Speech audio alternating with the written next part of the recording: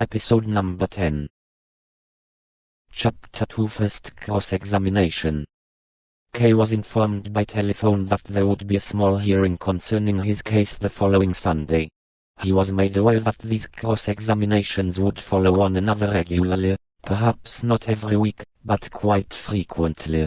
On the one hand, it was in everyone's interest to bring proceedings quickly to their conclusion, but on the other hand, every aspect of the examinations had to be carried out thoroughly without lasting too long, because of the associated stress. For these reasons, it had been decided to hold a series of brief examinations following on one after another. Sunday had been chosen as the day for the hearings so that K would not be disturbed in his professional work. It was assumed that he would be in agreement with this, but if he wished for another date then, as far as possible, he would be accommodated.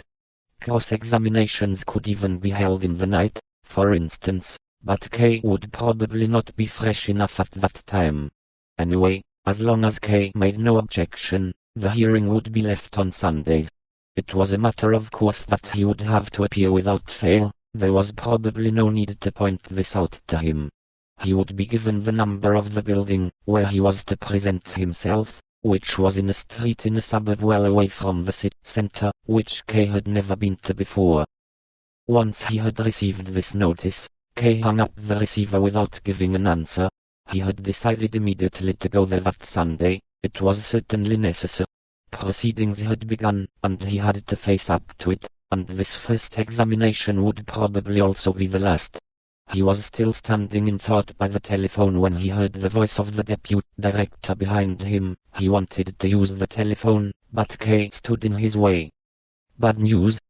asked the deputy director casually, not in order to find anything out, but just to get K away from the device. No, said K. He stepped to one side, but did not go away entirely. The deputy director picked up the receiver and, as he waited for his connection, turned away from it, and said to K, "One question, Mr. K. Would you like to give me the pleasure of joining me on my sailing boat on Sunday morning? There's quite a few people coming, you're bound to know some of them. One of them is Hester, the state attorney. Would you like to come along? Do come along." K tried to pay attention to what the deputy director was saying. It was of no small importance for him, as this invitation from the deputy director, with whom he had never got on very well, meant that he was trying to improve his relations with him. It showed how important K had become in the bank, and how its second most important official seemed to value his friendship, or at least his impartiality. He was only speaking at the side of the telephone receiver, while he waited for his connection, but in giving this invitation the deputy director was humbling himself. But K would have to humiliate him a second time as a result. He said, "Thank you very much, but I'm afraid I will have no time on Sunday, I have a previous obligation."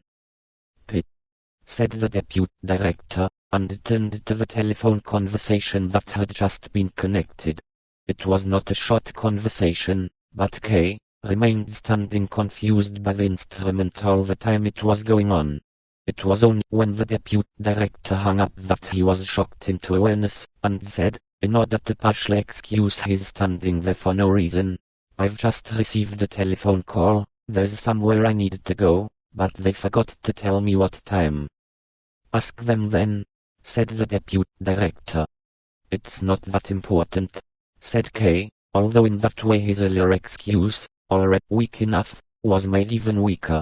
As he went, the deputy director continued to speak about other things. K forced himself to answer, but his thoughts were mainly about that Sunday, how it would be best to get there for 9 o'clock in the morning, as that was the time that courts always start work on weekdays.